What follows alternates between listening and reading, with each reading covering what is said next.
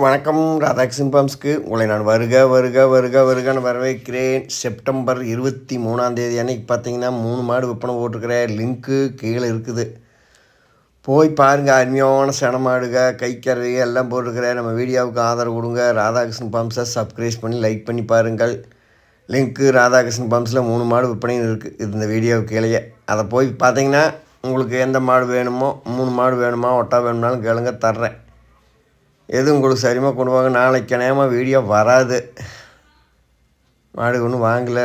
எப்படியா இருந்தாலும் 1 நாள் 2 நாள் ஆகும். கேப்பாயிட்டு அப்புறம் சேல்ஸ் வீடியோ வரும்.